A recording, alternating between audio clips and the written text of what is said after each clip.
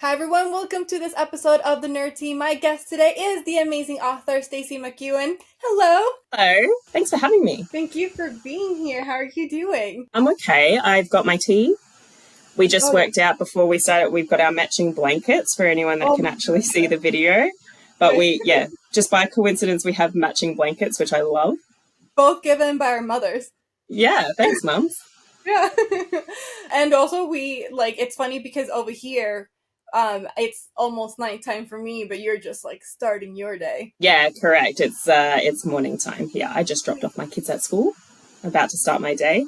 This is always weird when I start a podcast with someone because it tends to always be morning for me. So I'm like bright and chipper and someone on the other end is always like ending their day.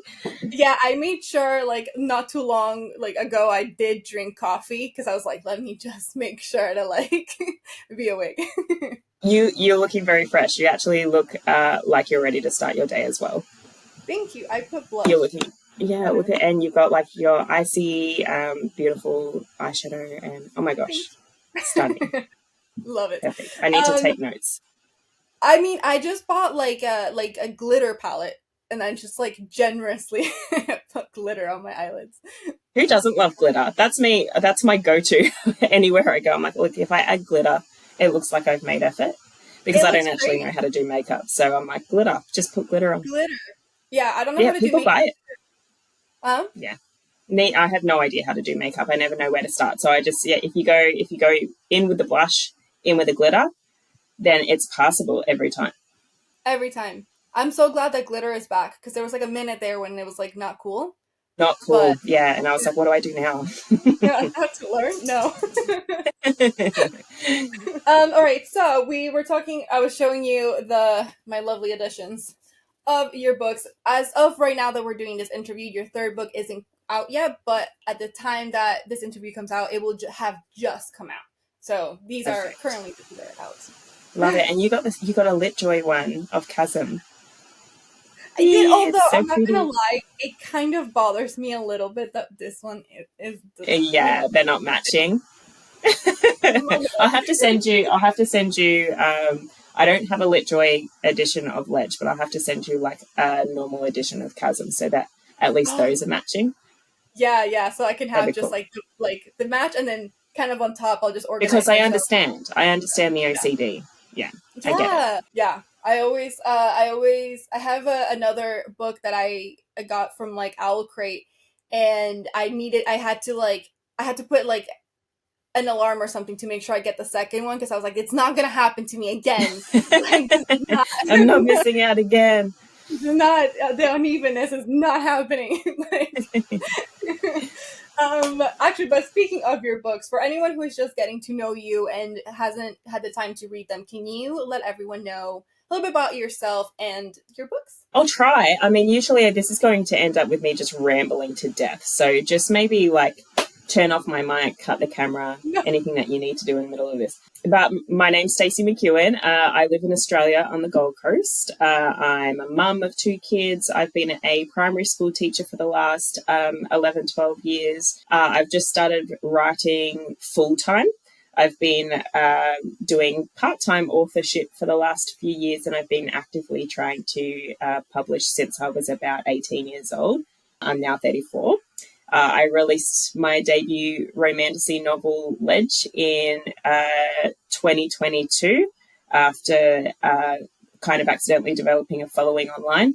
And it's the first book in a trilogy, so I'm completing that trilogy this September. I'm so excited. I'm so excited to find yay! That's the first time I've not gone off like on 7 tangents along the way. I was like, oh, she practiced this. Like, I think it's just like if you fail at it 20 times, on the 21st time you might get it right. I'm honored to be the 21st then. Yeah. So let's sort of get started. I usually like to separate my interviews into 3 parts. So we'll talk about your books, then we'll talk about your writing and your writing style, and then finally just like random miscellaneous questions that I didn't know where to put, so we'll just put in a whole section. Perfect. Love that. Fantastic. So they'll have like a cute little, you have to see it later, they'll have like a cute little graphic that my cousin made for me. Like oh, lovely. Yeah. All right, so let's start off with your books. One of the things that I really enjoy about your books are your characters, obviously. When we meet your protagonist, what I enjoy is that she is older for someone usually in fantasy. Yeah. So she is not, 16 years old. Yeah. She's older. And also we don't see this a lot. Her preferred weapon, your character's very badass, so her preferred weapon is an axe. Yeah. As opposed Great. to like a dagger. Yeah. Yeah, or bow and arrow, which is like, don't we all want to be Legolas a little bit? So Yeah. like it's Well, so the distinction I think is that I was purposely not writing anything that might be accidentally defined as young adult.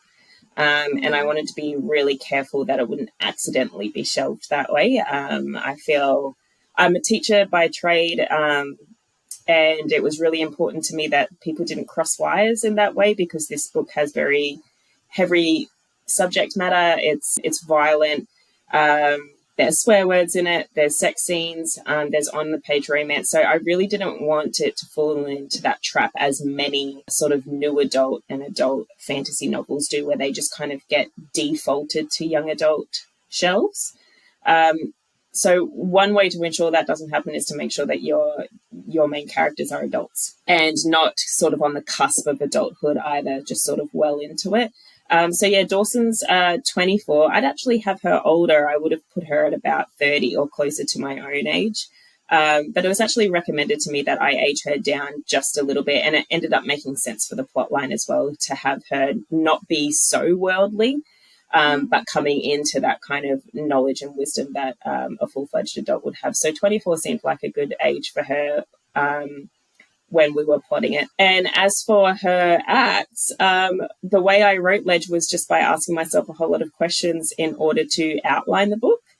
So I had this idea of the setting of the ledge, which is essentially just an icy mountain shelf that the hostages can't escape, and Dawson is a prisoner of it. And they have to do what they must to survive, and it's quite a brutal, hostile way to live. And she needs to know how to chop a tree down. So it just seemed like a good idea that she was well versed in how to use an axe. And that sounded like a lot of fun to me when I was sort of writing it. So I got to do like a little bit of research on like how one would kill another person with an axe and what that might look like. And I've been axe throwing before and like almost killed myself and others. So I'm definitely not well versed with an axe, but I really wanted my main character to be.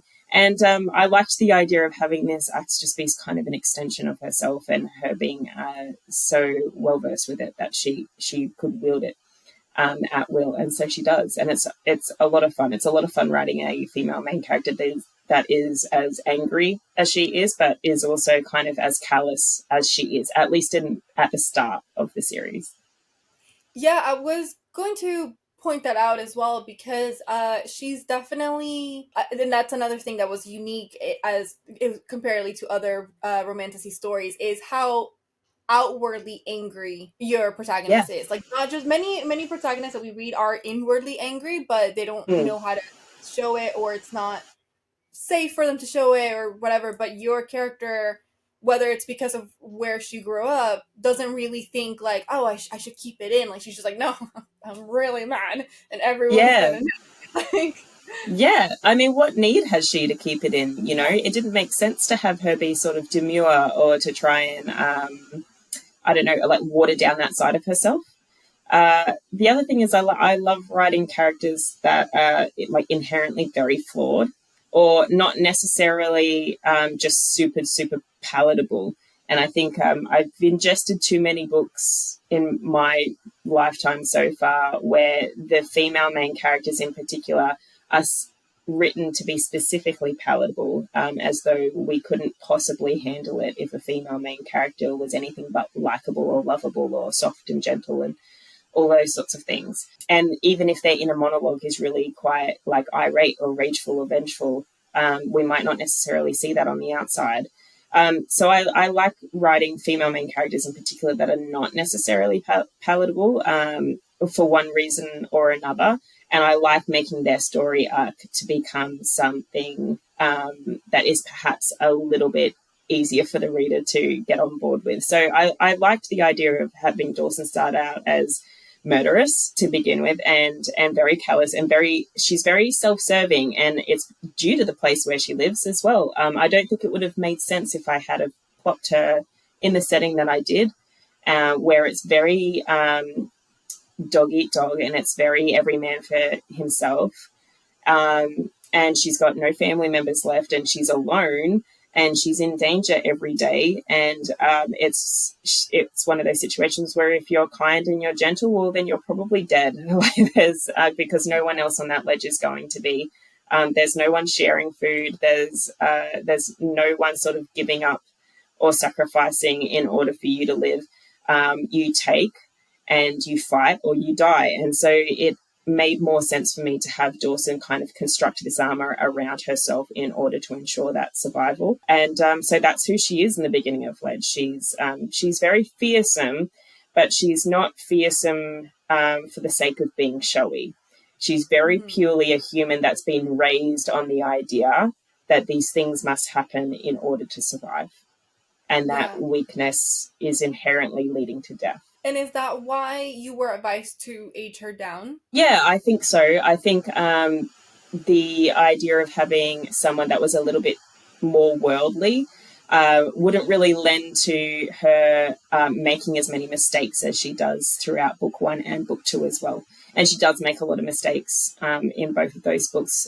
She also has like quite a skewed view of the world naturally. But I think that's a little bit easier to digest as a reader when you remember that she's only 24. And she's 24 and alone and angry, and... Correct, yeah.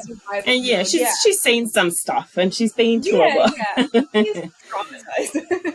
Yeah, exactly. She's got a lot to work through. And now I want to talk about the love interest, the main character here, because he is also the way you've written and also is a bit unique to Romantasy. There is an enemies to lovers aspect to this, but funny enough, I find Dawson a little bit more morally gray. Yeah, for sure. Right?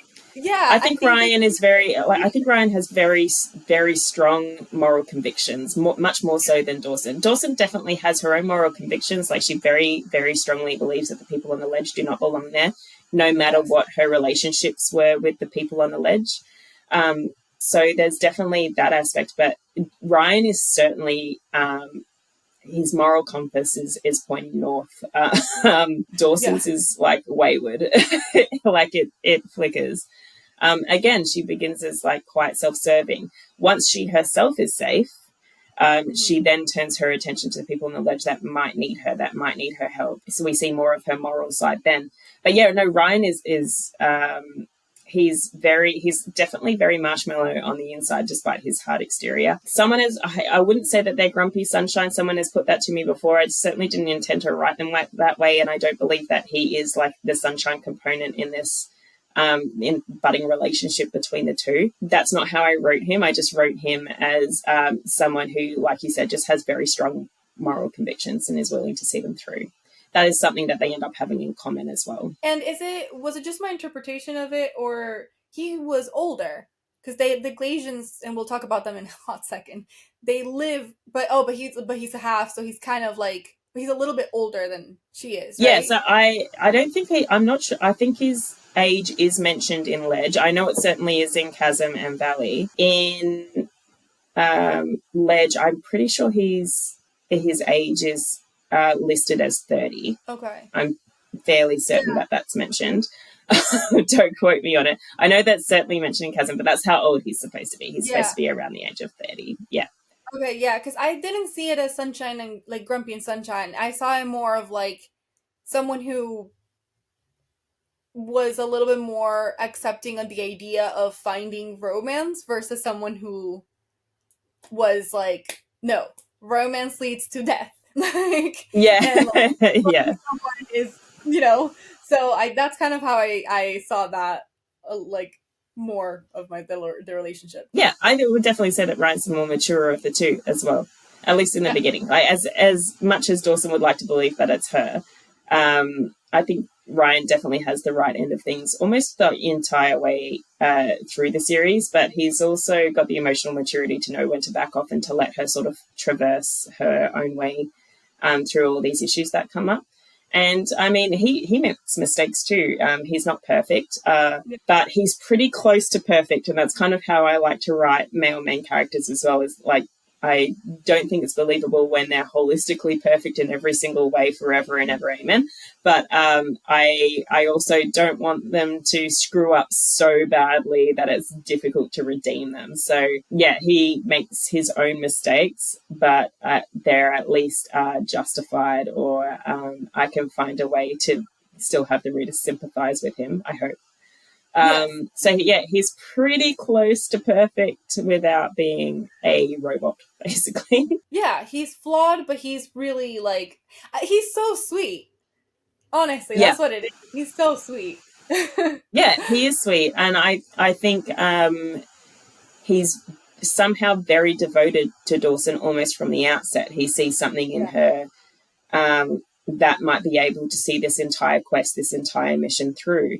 And he values that in her, and he's willing to trust her, and he's willing to sort of almost be a follower, almost let her lead and to follow behind and to let her make those choices.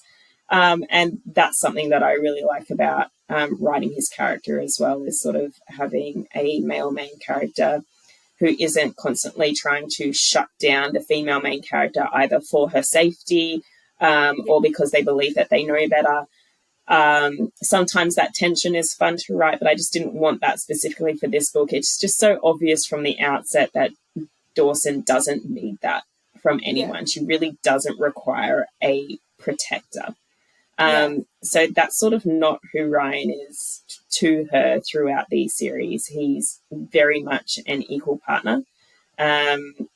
And he's just someone who very much believes in her, and he's very devoted to her and her cause. Love that. Love that so much. I really quickly also want to talk about the creatures that you have created, the Glacians. And please correct me if my vision on this is way wrong, but I see them a little bit like the Night King from like Game of Thrones. But that's actually a really accurate depiction, like super accurate. I've heard like a whole bunch of different like depictions of them, like the way people have visualized the Glacians, and I actually almost always lead them back to that. I'm like, no, picture the White Walkers from Game of Thrones, kind of like that, but with wings. And they're like, oh, got it. And I'm like, that's more it for me. Okay, good. Because right away I was like, no, you're very on track. Yeah. Okay, good. I'm glad. So then, is that what inspired the Glacians? Like, did you just see Game of Thrones and were like, wait a minute? No, I had read the first book in Game of Thrones, but I watched Game of Thrones for the first time at the beginning of this year with my husband, and I'd never seen it before. Really. I think we both watched the first 2 episodes or something like that, like ages and ages ago.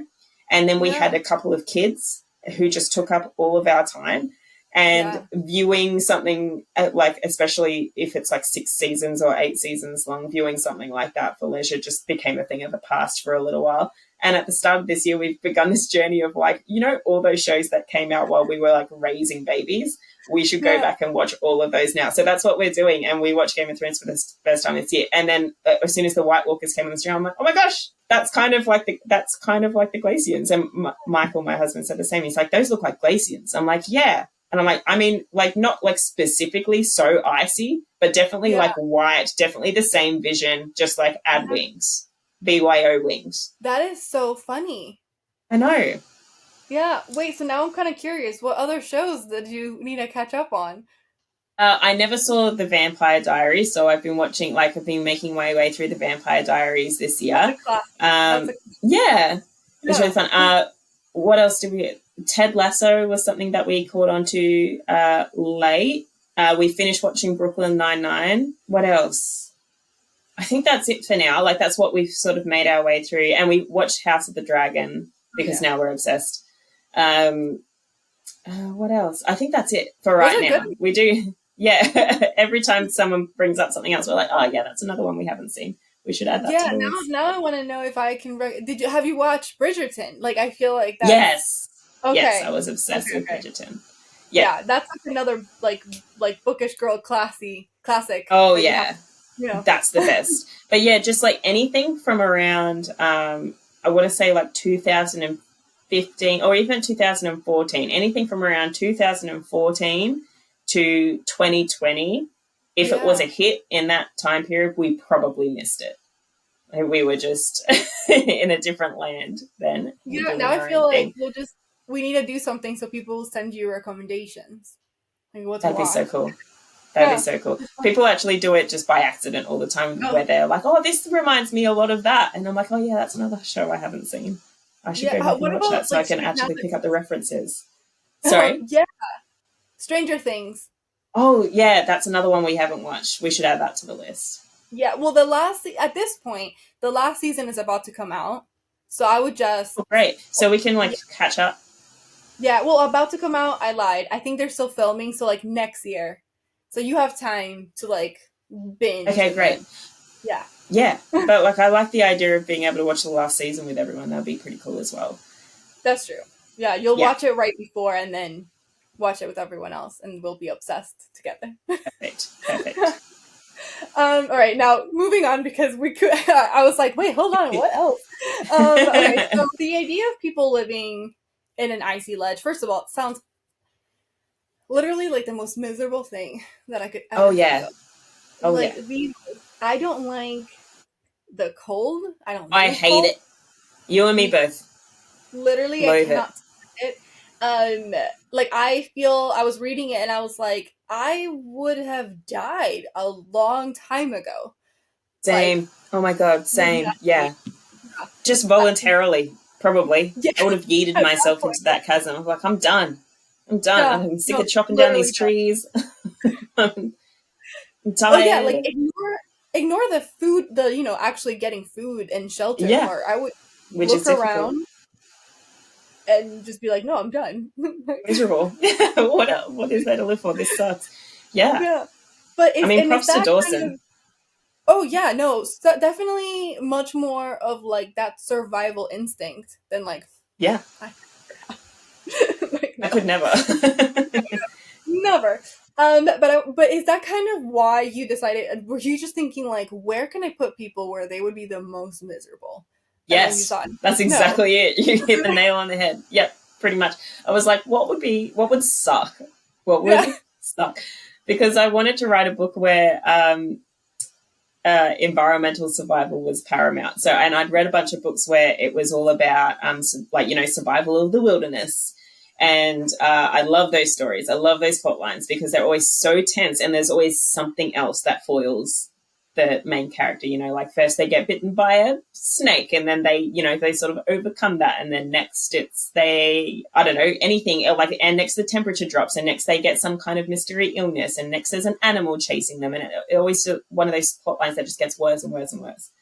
And so it's not then just some overarching evil that's chasing their heels and putting them in danger. It's also everything around them that could go wrong at any point in time. Yeah. So I kind of like how intense those stories are. And that's such an easy way to sort of build a fast-paced, fast-moving, always something happening plot in a romantasy novel as well. So I really wanted to incorporate some kind of environmental factor that would put the main character in danger. And like you said, I was just like, what would suck? Snow. Snow would suck. Snow sucks even when you have all of the right clothing for it. Like, indeed. Yeah, correct. Even when you have heating, it still sucks. So. Even when you're indoors, just knowing that there's snow, it sucks. Yeah. I'm like a sickly Victorian child. I need to be kept warm at all times. I was not made to outlast a famine or a harsh winter. I'm not. That's not what I'm built for. But thankfully Dawson is, I guess, Yeah. and the rest of the people on the ledge. But yeah, I like how visceral that is. It also helps with Dawson's character as well. If she's born in a place that's so hostile and so dangerous. Same with the other characters on the ledge. It kind of lends itself to the realization that the people on there are really going to do whatever it is that it takes to survive. And it's funny that you bring that up because that's actually my next line of questioning. Because it is true that I think Dawson is very much like the ledge personified. Like it's very cold, harsh, very like survival or anything else Yeah. type of thing. And you talk a lot about or you show one of the themes of your books is what people have to turn into in order to survive. Yeah. And I guess I just wanted to know, is that kind of what was the exploration of that? I think I'm just going to take my headphones off because they're just deciding that they're not going to play They're this not game gonna today. play. Yeah. By the way, can you hear them doing random construction outside my house? No, are they? Yes. Usually, this is the problem I have. There's someone on the street doing construction, or there's a dog that's just going ballistic, and I'm like, "Hey, can you Can you just? Well, it's just shut like up?" it's Just 8 p.m. right now. Like, why go yeah, home? that's it. Yeah, I'd be like, "My kids are asleep. What are you doing?" Yeah, what's Stop. happening? Anyway. No, there was just like a voice in my ear that kept. It's obviously connecting to like a device around the house, but I don't know what device. Like, it's not my phone because I turned the Bluetooth off. I think it's connecting to like one of the kids' iPads or something. Like And so it's playing just some going game. do-do-do, do-do-do, do-do-do, and I'm like, shut up. That's Oh, so funny.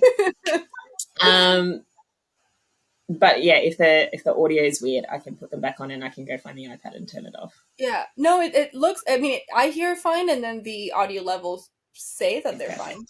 My So echo cancellation is on, so hopefully that's all good. Anyway, I think when I was looking at the characters and who they would be, it just didn't make a sense that a community or a civilization of people that were taken from their home, placed on the ledge and held hostage there, and were sort of almost culled at the beginning of every season when Glacians came over and took them away and that sort of thing. It's like it's tilted towards the chasm. They're constantly in danger. If there's a blizzard, they can die just from being outside. There's a drop that happens where like very meager rations are sort of dropped onto the ledge. It just didn't make sense that would breed wholesome community. Like that it didn't ring true for me that. And if there was someone on the ledge like Hector, for example, who was good-hearted and selfless and willing to give things up for other people, that person would be very rare indeed. And I just, to me, a place like that would be filled with like cutthroats. And those are the ones who will have survived the longest, even if it was just a means of protecting the rest of their family. I mean, when the drop comes, we see them all scramble and fight one another and quite literally be willing to kill someone for something meager like flint or a weapon or some kind of tool. So I also just think that's really interesting. So weirdly enough, though, I had to then try and justify why Dawson's so willing to go to bat for them later on, because her entire plotline throughout all three books is the fact that she wants to rescue them from the ledge, and she doesn't believe that they deserve to be there and that they need to be liberated.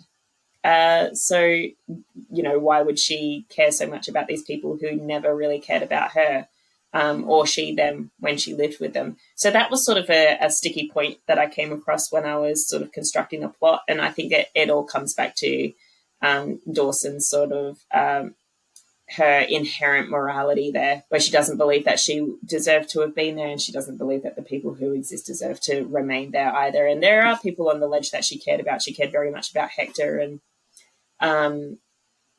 so that helped with that particular plot line.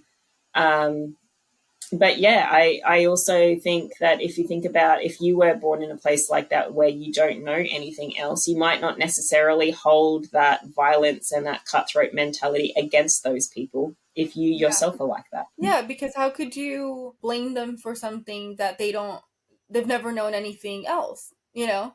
Yeah. You can't really And blame them. and how were they expected to live? Like certainly not in harmony.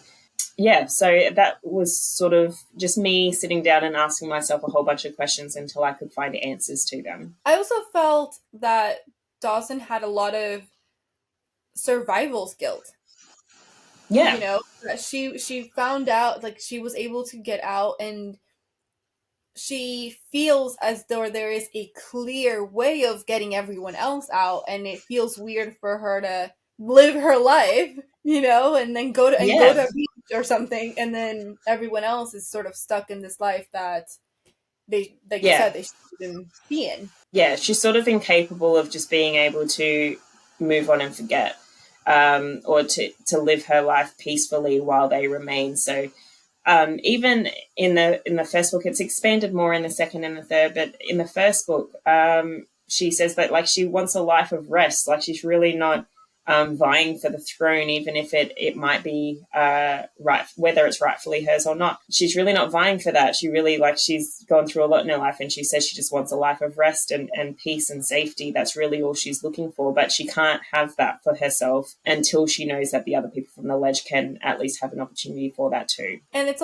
that's something funny that you just said about, like, her wanting to live a life of peace and rest. And Yeah, yeah, she does the complete opposite of exactly that.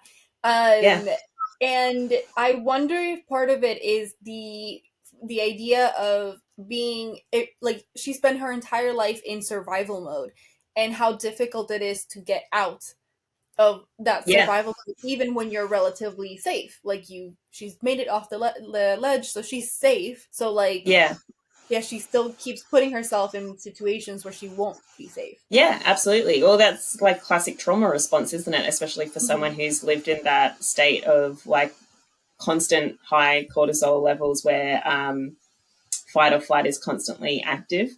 It's hard to then live outside of that, especially when it's all you've known. So yeah, it's quite natural for her then to follow back into these quests and these missions, and to, I suppose, make excuses for why she can't have that rest and that peace and that safety now, even if it's not.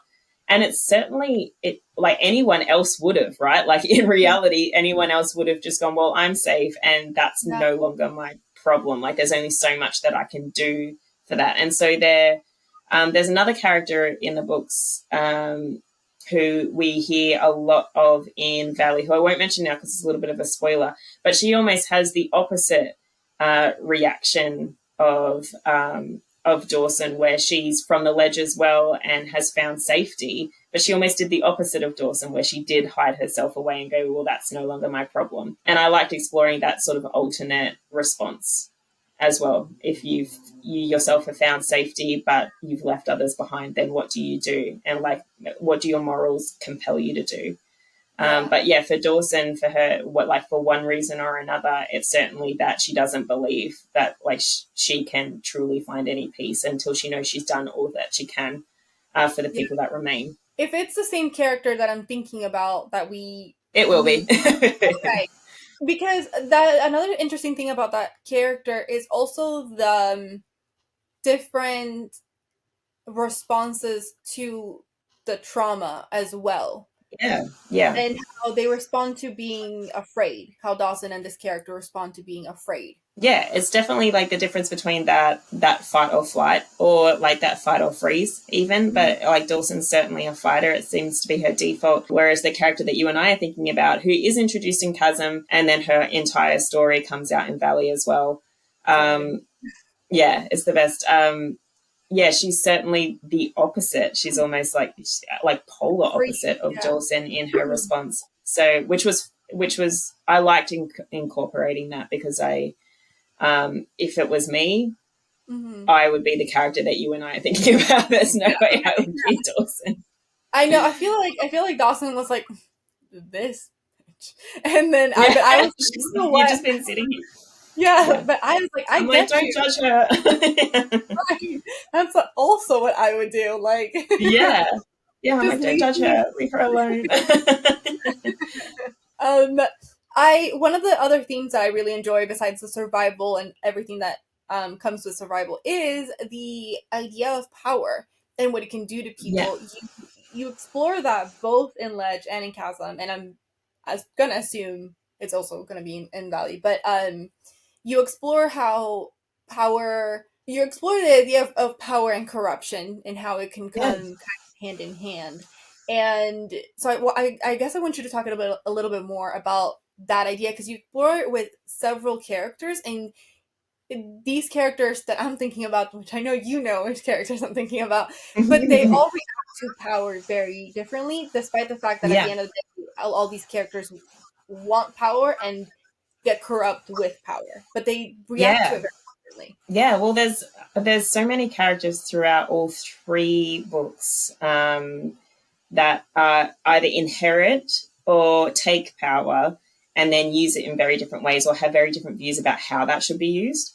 And I guess the three main ones are all women. There's Dawson herself, who comes into power at the end of Ledge, reluctantly so. There's Baltise, who was born with it.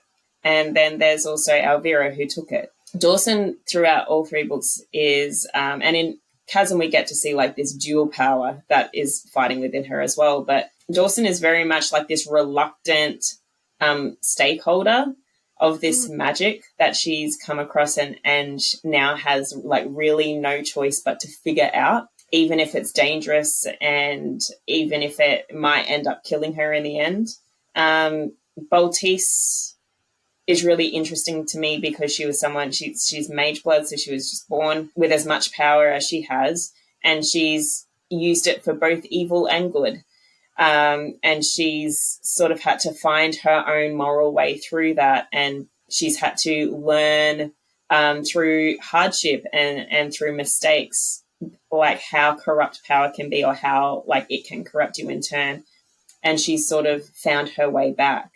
And Elvira is just like the quintessential has power and is using it to corrupt or is using it for evil. Even but the thing is about Elvira is that she believes that she's using it for good, right? Like she Yeah. believes that her position of power as the queen of this kingdom is that she's trying to keep the kingdom safe. Yeah. And her I mean, no, mentality is that she believes that the people, like she believes what she did and that the deals she made in the past were for the good of all of those people, and that she was being self-sacrificing in that, and she was making hard decisions that no one else sort of had the gumption to make, and she stands by that to this day. And she kind of we can, I think for me personally, I can kind of sympathize with that to a point. Like I can kind of understand that to a point, but as she retains her power and gets older, we see that that's no longer a justifiable enough excuse, hmm. and she sticks with it. Like she really doubles down on it, and that's when she sort of loses the support of like the kingdom, of everyone around Yeah. her as well. So I like exploring that. I like exploring how power kind of changes our decision making and changes like different personality types as well, and how they go about using that power, whether it's for good or evil or mixtures of the two, or whether they believe they're using it for good, but actually to do it for good, they have to do something inherently evil. So yeah, that's really fun to explore. And then we have, the Glacian Kings 1 and 2.0, who are just shitty. Like Yeah. they're Well, really just it's very self-serving, and it's greed. And but it's funny because both of those characters, kind of without spoiling too much, but they weren't necessarily people who were just born evil and greedy. no, They just couldn't get enough of having that power. yeah, exactly. It was how instead of using power to corrupt, how the power ended up corrupting them slowly.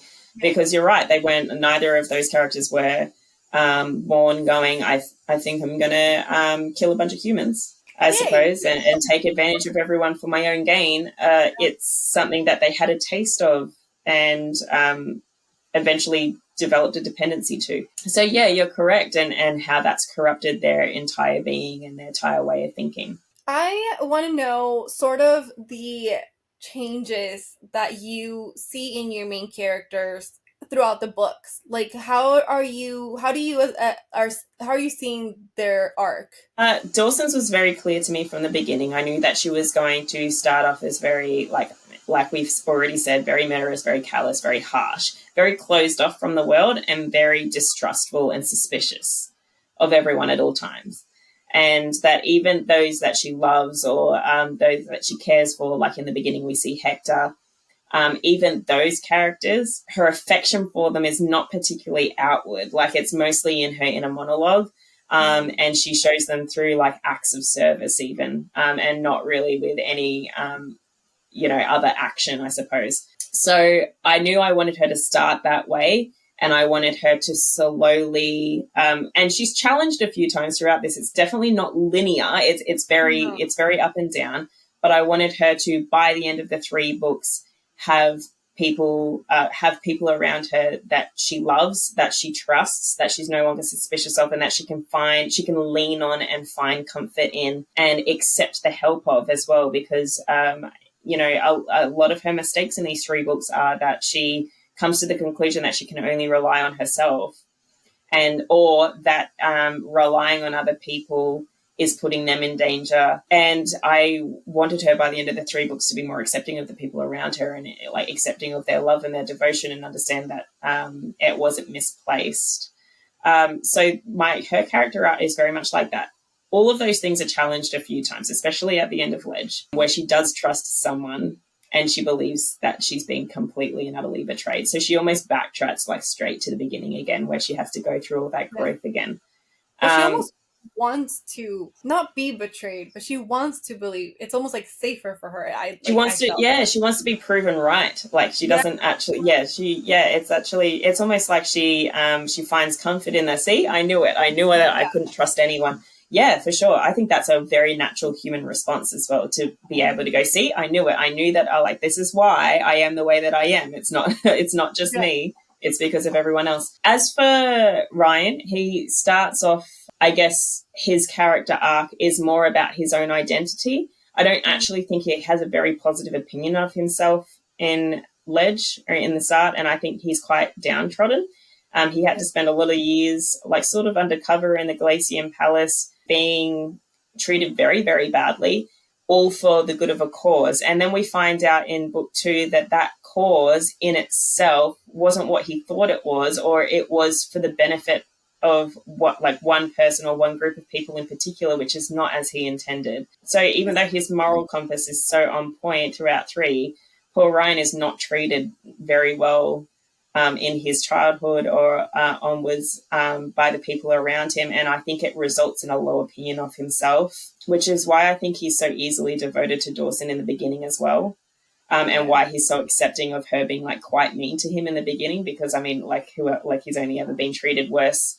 So to him, that would be nothing, right? I think his character arc throughout the 3 books is very much him understanding that he's a very worthwhile human being to be followed by other people, as opposed to just being the follower or just sort of acting heroically for other people all the time at his own expense always, and sort of never getting any kind of gratification for that. So that's his sort of his character art, is being able to be the one that leads and be the one that's worthy of being followed, I suppose. Yeah. And what about that? You just made me think of this. What about the arc of them together, of their love story? Yeah, well, it starts off very I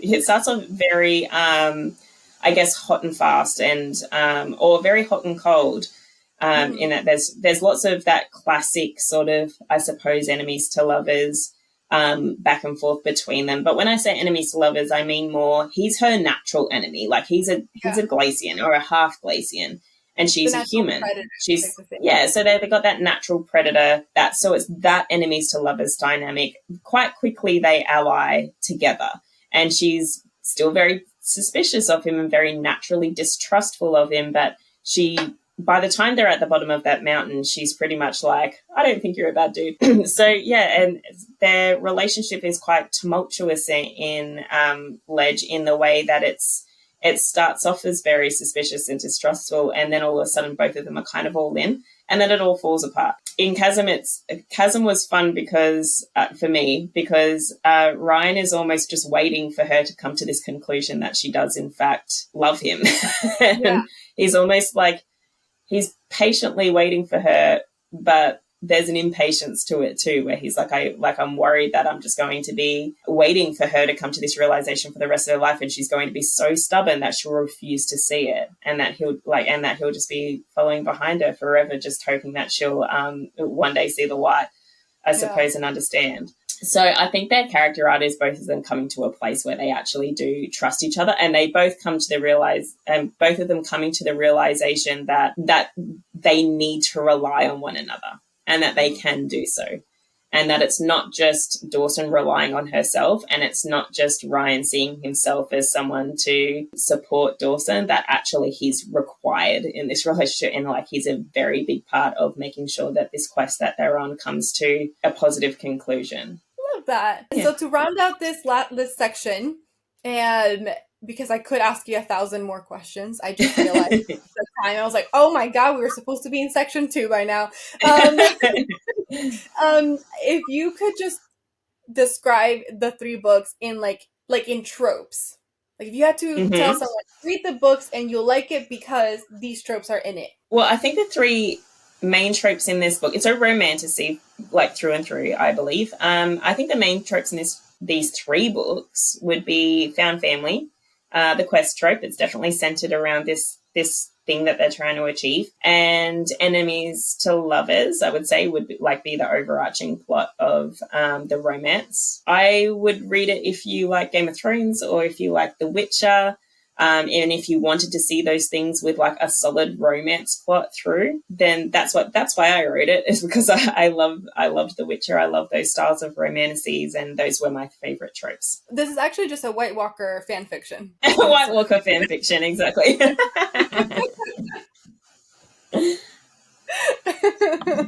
That's how I should sell it from now on.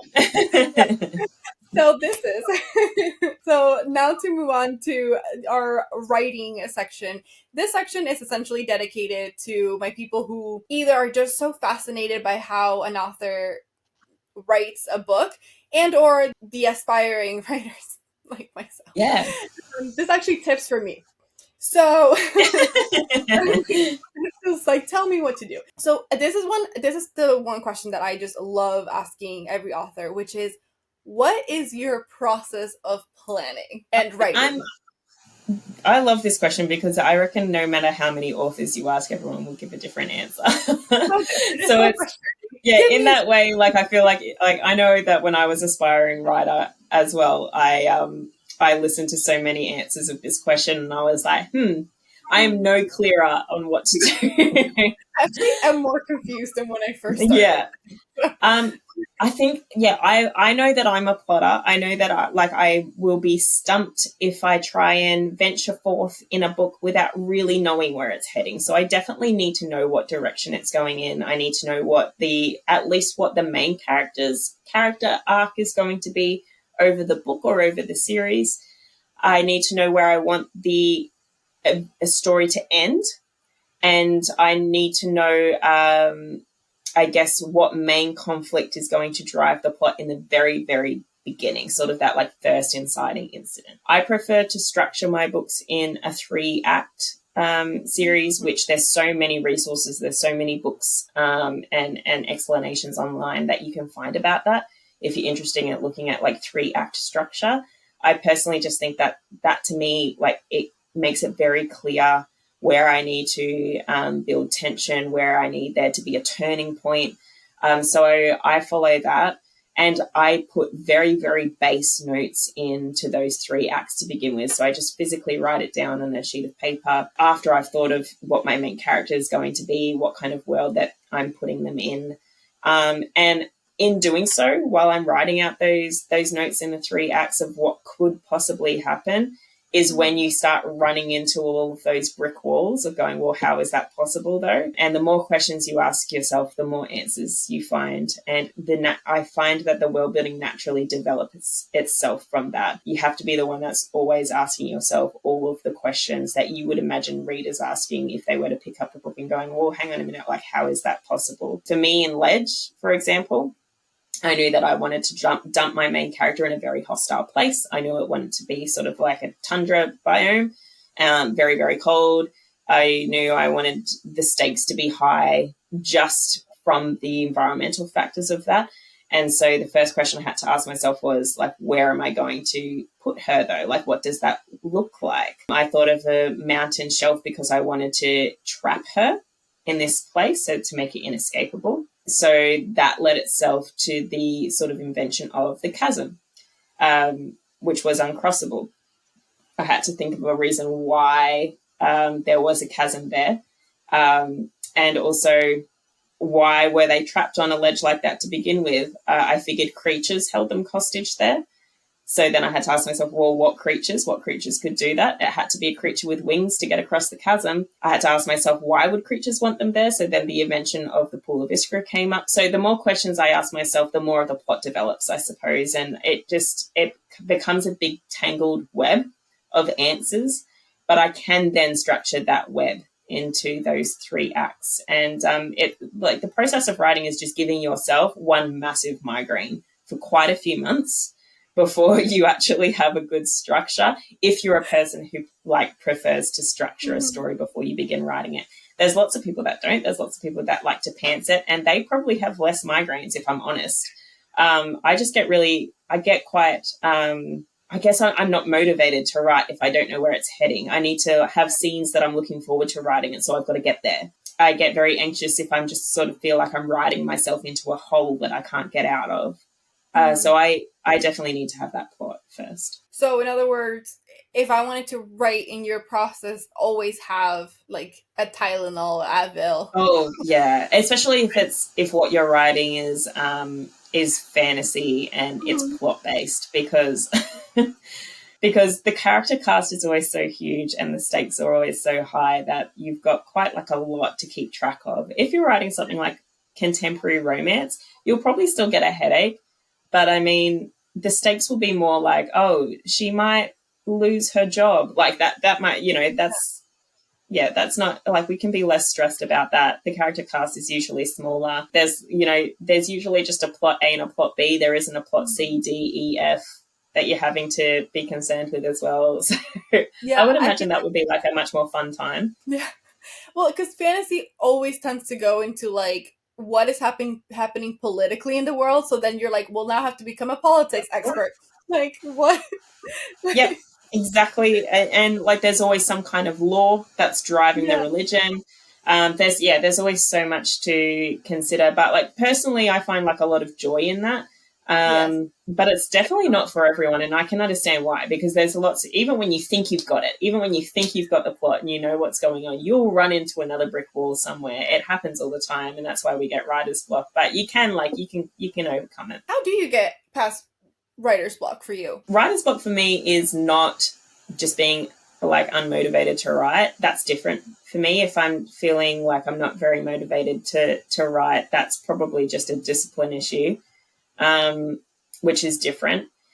True writer's block, though, to me, is coming across a problem in the story that I feel like I can't overcome.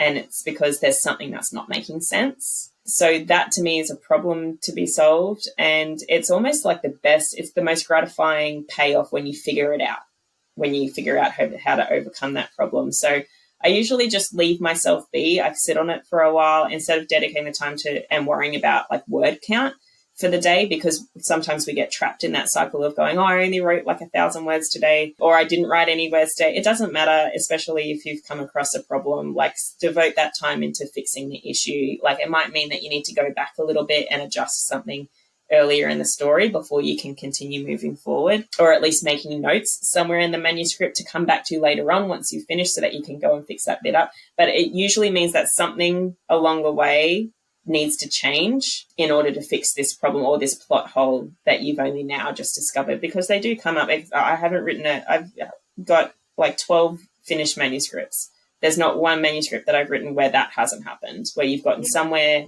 in the book and gone, I've made a huge mistake, or like I've found this problem and now I can't fix it. I've always managed to be able to fix it. It just takes time to sit and really think it through and think about how, like, what you need to adjust, what you need to change. Thank you for that, because I currently have writer's blocks. I'm like, that's great. Yeah. I used to think writer's block was just like feeling lethargic with it, though, you know, like just feeling like, oh, I don't really feel like I can be bothered. And now I write full time, and I realize that if that's writer's block, then it's happening to me every day, like, because every day I will wake up and go, oh, I could probably just sit on the couch today and watch TV instead. Like, that would be nice. Yeah, but like I've learned that that's not writer's block. That's just a discipline thing. You've just got to make yourself sit down. And usually when you do, when you start and you get into the flow of it, you're like, this is great. Why didn't I just get up and do this earlier? But yeah, no, true writer's block I think is a problem. It's a problem in the story that needs to be solved.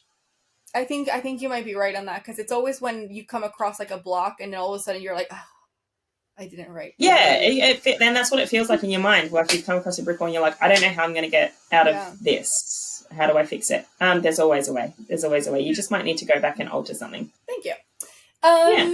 Speaking of like writing styles and stuff, you have multiple perspectives, but you write in third person present, I believe, if I remember correctly. I do. Okay. And what was the choice with that versus like past, present, or like first person, or? Yeah. Well, like, I guess typically it's first person present tense or third person past tense is usually like the combinations. I didn't intentionally mean to be like super different. I just I started writing in first person present tense, and I'd never written in first person before. And I didn't like it. So I just reverted it back to being third person, and then I kept the tense as it was. So it wasn't sort of intentional, like, I'm going to be super different and cool. That's just how it came out. But I really I like reading present tense books, because especially if it's a really fast-paced, like sort of action-packed plot, because it feels so immediate, and I like how melodramatic it sounds. I like that melodramatic, like it's true. It is really melodramatic, I think. Yeah. Speaking of you, oh sorry, there's something digging into my back right now. Give me 1 second. That's okay. Oh god. Okay, I got it. You can definitely sort that out. Yeah, I was like, wait, hold on, I can't even concentrate. Okay, you have this line in your book about how the cold is not alive, and you have several lines that sort of kept reminding the reader of like, this cold is not just like I'm chilly, like this is quite miserable. It must mean something. Yeah, like, is she trying to say something? Yeah. Did you? But I want to know, as like the writing aspect of it. You said earlier that you had to do some research, and I want to know, because I feel like you had to do a ton of research, not only about how like people would live and survive, but how that would affect their psyche, how would that affect their health, so I want to know kind of the research you had to do to write something so realistic. Oh, this is fun. So I had to research pine trees and how long it takes for them to grow, and what would the deforestation look like, and then the replanting look like, because obviously for them to survive there, if they're chopping down trees all the time, I would assume they need to replant and replenish what's around them. So I had to do like a crazy amount of research on pine trees, which was annoying but necessary. I had to do, what else did I have to research? I had to research whenever I use made up language like Iskra and Dashan, it's usually loosely inspired by an actual existing language.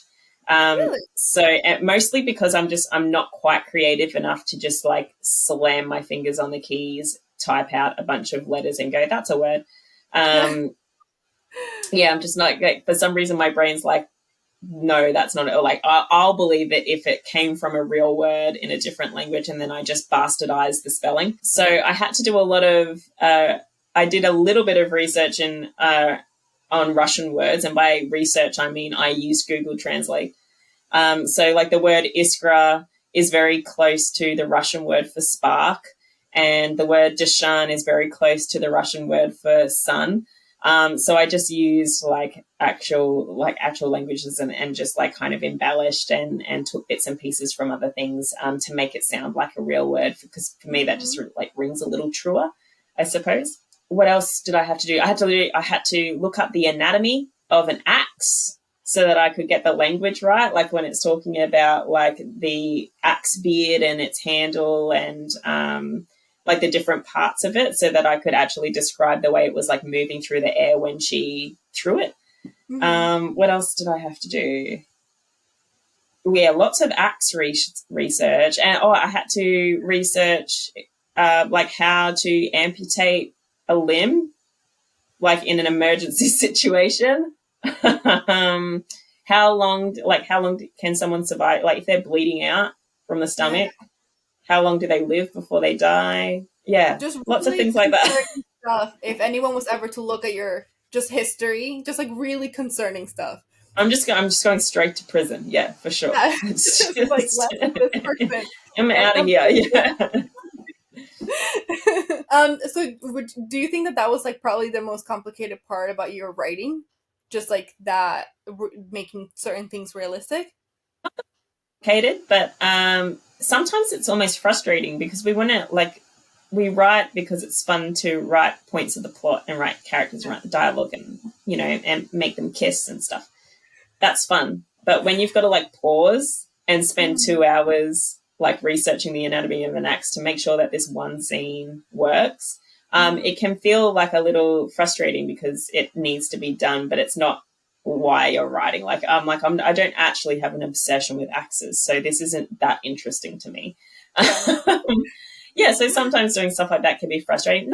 Not complicated, just just a little irritating, I suppose. It feels like slog work, to get to the payoff scenes, I suppose. Earlier in the conversation, you talked about how you had to make sure that your book wasn't accidentally labeled as a YA.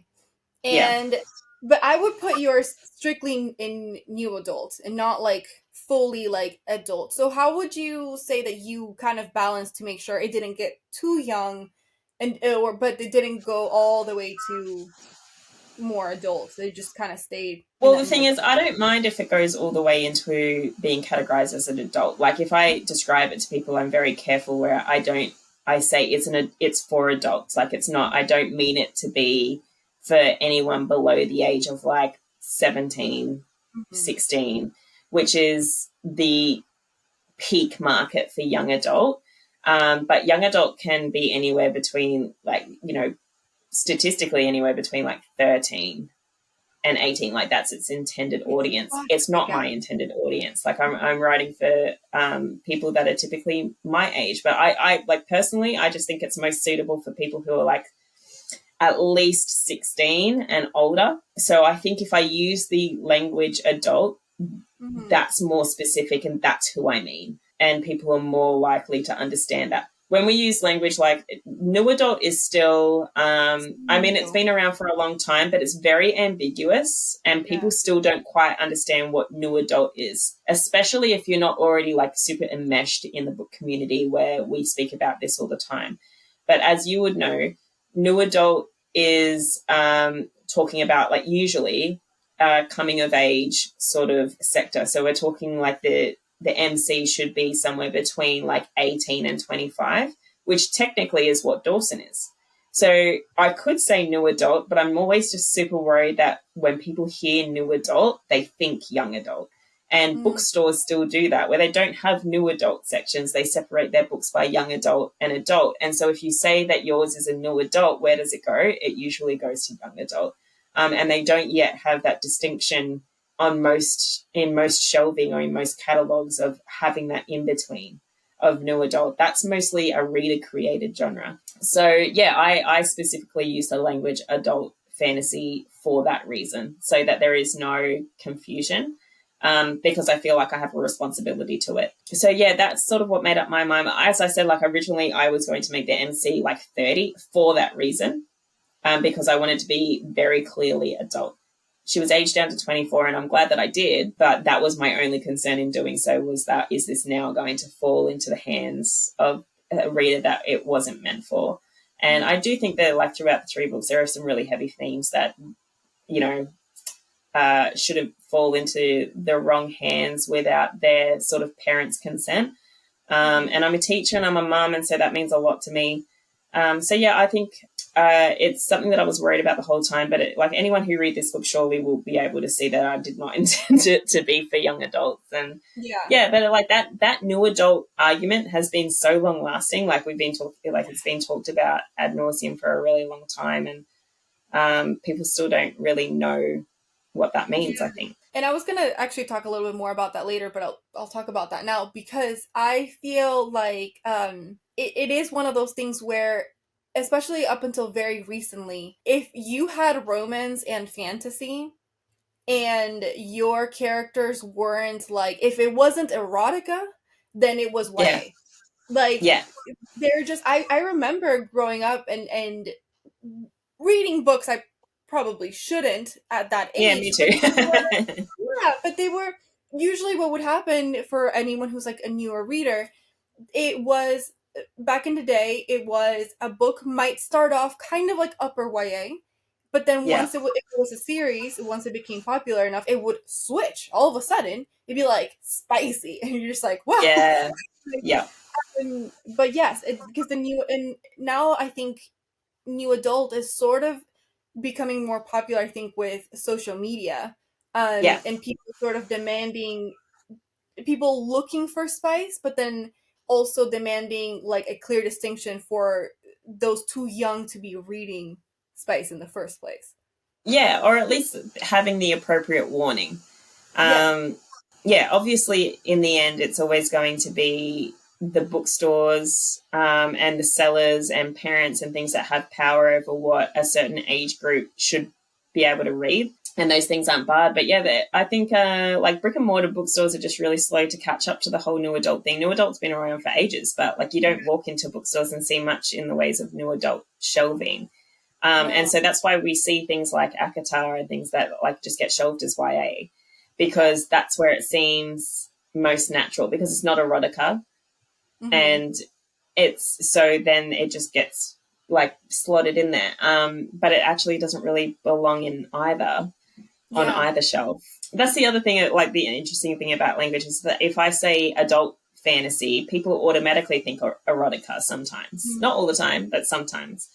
But what we mean by it is just like a certain age group of people who this is more appropriate for a variety of different reasons, and not just because of spice level. And I do feel that it's the romantasy that has, for whatever reason, taking a long time, because I think contemporary romance has been using new adult a little bit more, like it's a little bit more defined, usually because if your characters are in college, then it's like, oh, new adult, very simple. Yeah, and that's where I think it's sort of bred from. Like, and don't quote me on that because I don't know, but I just remember going through a phase of reading a lot of college romance, and then suddenly the college romance was being called new adult instead of being called college romance.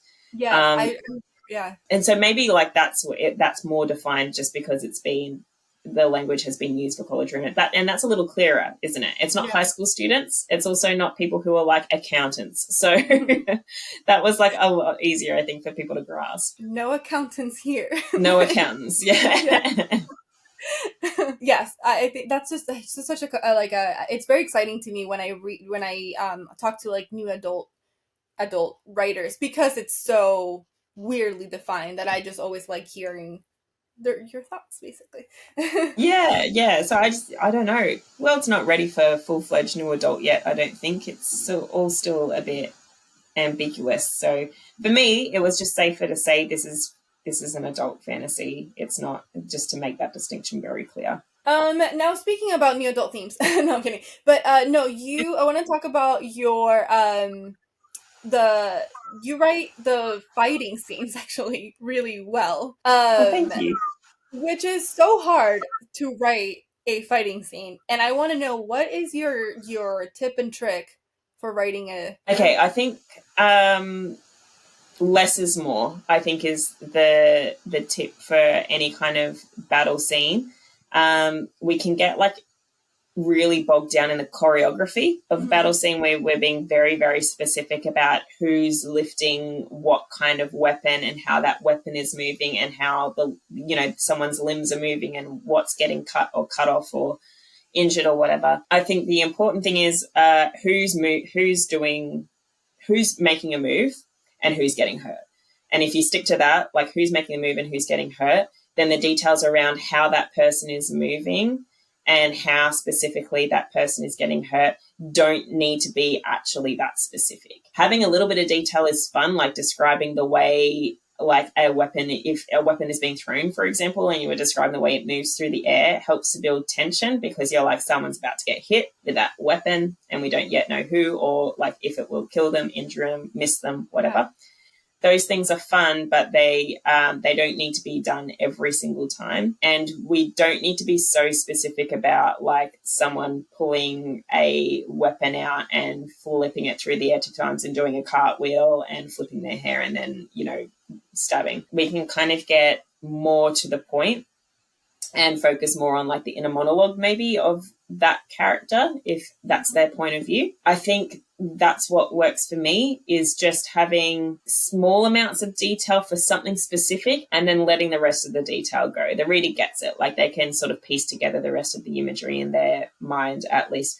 That's not to say that I'm like an expert at battle scenes. I just know that in the editing process, that's something that I learned. And the last question for this section, I want to know, was there a character that was the easiest or the hardest to write? Yeah. Anytime I was writing Ezra or Salem or Baltese, or all 3 of them together, so easy. And like those chapters came out so quickly because I just love writing their dialogue together. And I really didn't have to think hard on it too. I just sort of knew what one character would say and what the rejoinder would be. Their dynamic together in particular is really strong, particularly Salem's and Ezra's when they're speaking. It's just always so strong that if they're in the scene, then that scene is probably a lot of fun to write. So definitely the easiest characters were Ezra and Salem. Mm-hmm. And the hardest? Yeah, I think the hardest was writing probably Elvira, writing Queen Elvira's scenes, or the ones that she's in, because she's keeping so much information hidden at all times, but I needed her to say some very choice things as well. So it's hard when you know that you're setting up that scene for future scenes. So there's very specific things that need to be mentioned, but you have to be careful how they're mentioned so that doesn't then become a spoiler or something that's really obvious. So yeah, I think those scenes were always hardest to write. Fantastic. Thank you. Okay, so now we're going to get to the very, very, very last section. This is a quick, just fun section. I forgot the fancy name I gave it. Oh, it doesn't matter. Oh, the miscellaneous section? Yeah, this is a miscellaneous section. I gave it like a really clever name, and I just... Oh, did you? I did. Oh, man. You can edit it in later. Yeah, you'll see it later. I first learned of you through social media. One of my favorite series that you do is that you turn your husband into your book boyfriend. And I just thought it was hilarious, and I thought it was hilarious how he played along. And I saw that you wrote, I believe it was in your acknowledgement, that kind of, and you said it earlier, how it kind of surprised you, how you got that following. And yeah. I want to know about like how that has translated, about like doing content for like bookish content to now also being a full-time writer. Yeah, well, it's completely responsible for it. So I've been writing since I was 18, but I've been teaching and just writing as a hobby. And then the pandemic came and I downloaded TikTok, and I accidentally grew a following on there. And it was my husband who was like, maybe you should leverage this following to try and self-publish your own book. So originally Ledge was going to be self-published. But the more I talked about it online, the more interest grew from it. And I ended up getting an agent and then later a book deal. So I ended up traditionally publishing Ledge in the end. But yeah, it's completely responsible for it.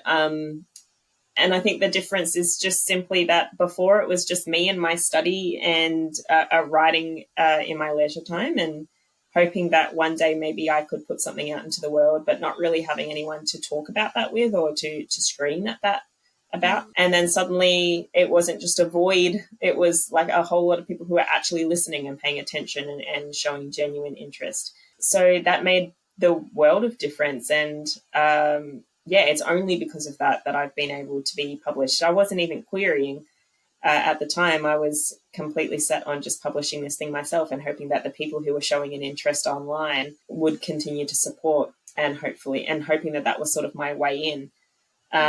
Even then, I didn't have super high hopes. I sort of thought that it would be cool if a few people read it. But now we're sort of 3 books in almost, and there's lots of people reading it, which is really exciting, and I'm forever grateful. So, and I still make book content on a weekly basis. I'm still acting like an absolute fool online for the entertainment of others. I still really enjoy it. It's still really fun. Yeah, and I'm just nothing but grateful. It's all very bizarre. Power of social media. That's crazy. And speaking of social media, because it's affected you specifically, but would you say that it's sort of also changing the industry a little bit? Oh yeah, definitely. There's no getting around it. I think it's in good ways and bad ways. But some of the good ways are that now there's lots of authors that are not having to work as hard to knock down that door of a publisher or of an agent, and they're completely changing the way that they go about their acquisitions. Now there's lots of agents, lots of publishers that are reaching out directly to people via their social media. They're almost being headhunted. That's certainly how I got into the industry. I wasn't at the time writing any query letters, as I said. I just all of a sudden had these people in my inbox asking if they could read the manuscript. And that's happened to a lot of people who have generated their own interest online. And as soon as you can sort of leverage that and show like, hey, it's not just me, like there's a whole bunch of people that would like to see this story, a lot of doors open for you.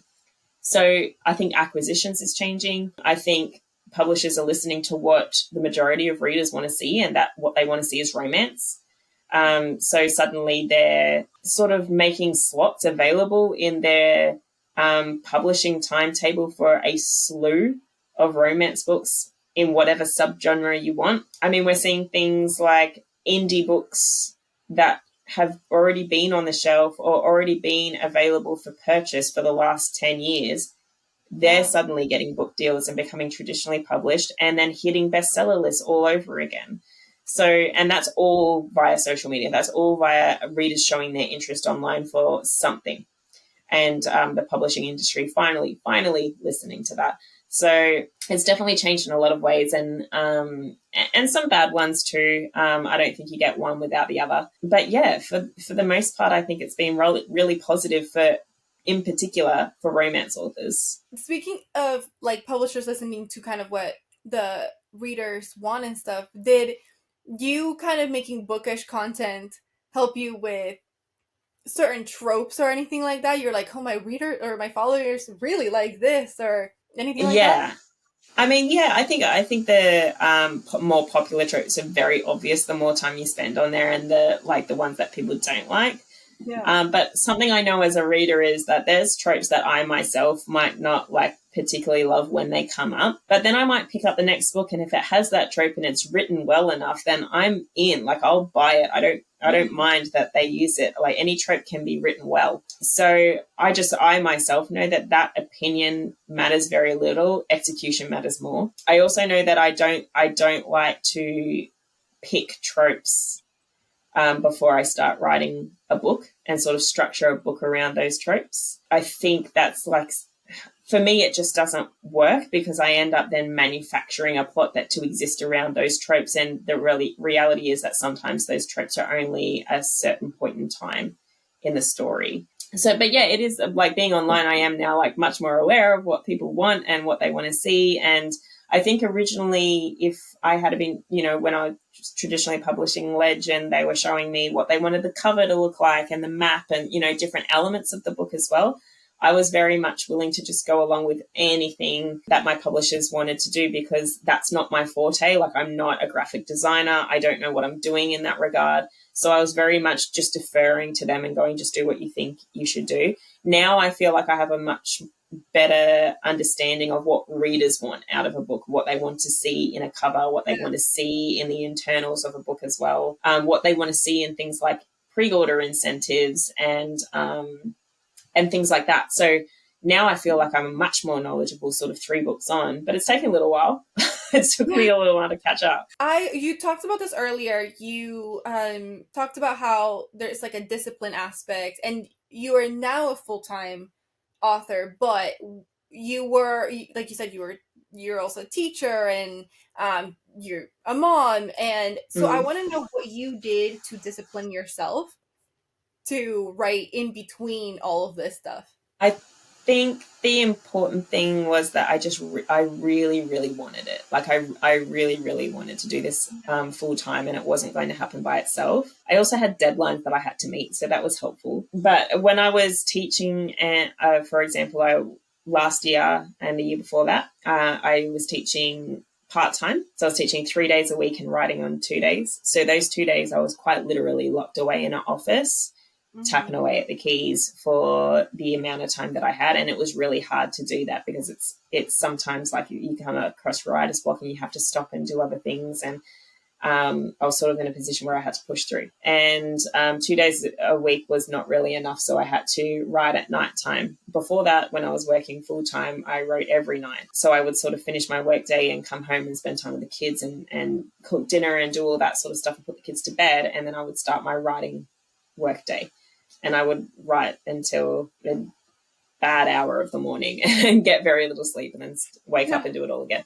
And it was really hard. And I don't recommend doing that for long periods of time because I think it's just burning the candle at both ends and it's like can be quite damaging. But for me, I really, really wanted this, and I justified it by thinking I'm only doing this for a temporary period of time. Like I'm only doing it for a small amount of time, and knowing full well that I couldn't do it forever. And it was like either this was going to work or it was going to fall flat, and I was going to have to take a step back from it and hope for the best. Thankfully, it all worked out, and I was able to. I'm now pursuing this full time. Now I'm doing this sort of like at my leisure, and I've got all kinds of hours during the day while my kids are at school.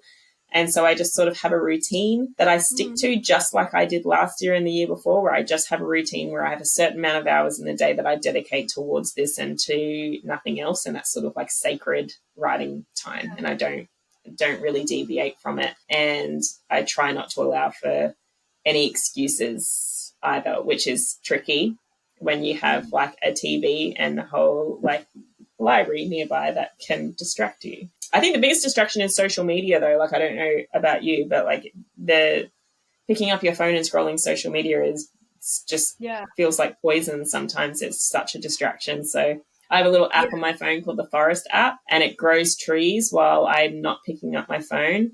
And when I do pick up my phone and use my phone, the trees die, like they wither and die. And my forest, my forest dies. And so now I'm very protective over the forest, and I'm like, no, I want my trees to grow. And it sends me little notifications when when a new tree has grown. It's like, you've got a new tree.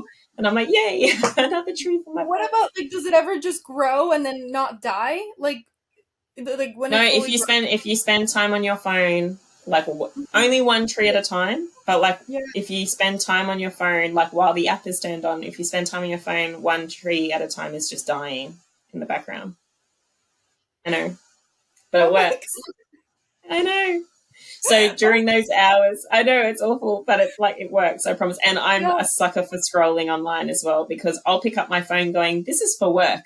Like I need to post content today. Yeah. And then 2 hours later, I'm still there and it's no longer about work. I'm just scrolling, wasting time, and time is finite. So yeah, that app helps me. And I just turn it on during the day while I'm supposed to be working and doing things. And then I can turn it off later where it's safe to like happily scroll. Oh my gosh, I feel like I want to do that.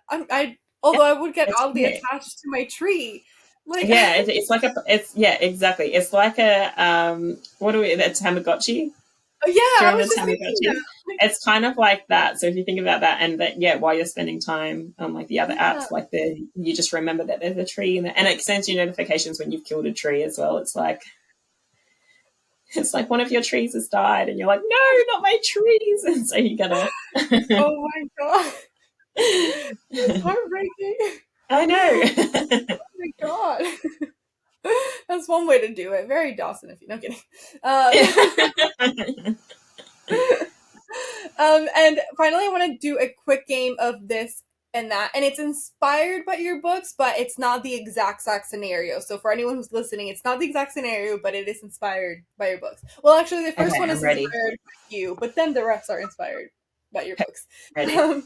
So, no social media for a year, or not being able to write for a whole year? No social media for a year. Living as a free person, but in an icy ledge, or living comfortably by like a beach or something, but you're not a free person. The beach. I don't care if I'm a slave. I want to go to the beach.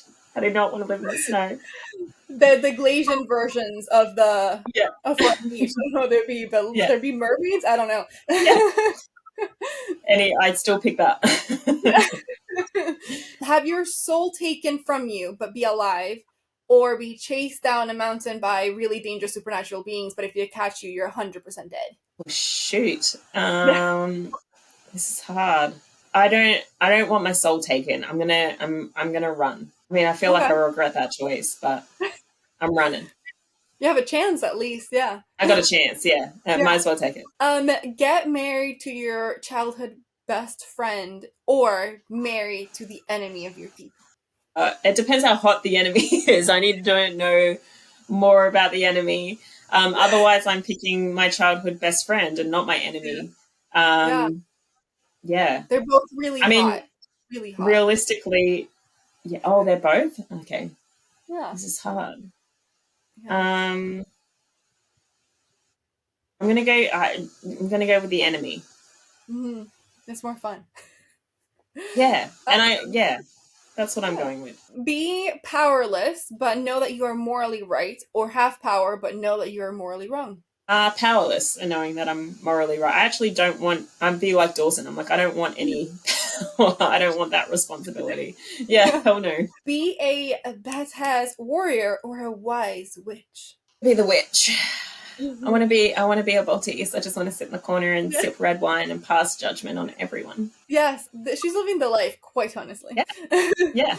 Be a ruler that has to periodically kill your subjects to stay alive, or be a ruler who betrays a bunch of subjects, but only once. Oh.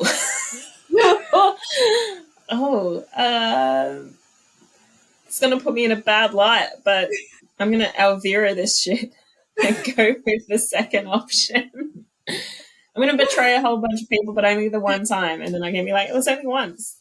Yeah, why is everyone still mad? No, you'll forget about it. Okay, have wings, but only be able to live in the cold, or have magic, but you can't really control it. Oh. Listen, the lengths I will go to not to be cold are unmatched. I'm going with the magic that I can't control. And then I'm going to isolate myself somewhere warm. Yeah, and then practice there in the beach. Yeah. Yeah, exactly. Be able to fly or be able to teleport? Teleport. I feel like flying would be kind of like running. I just get tired. I don't believe that you wouldn't get tired flying. Yeah. I also think that those wings will be very cumbersome when you're not flying.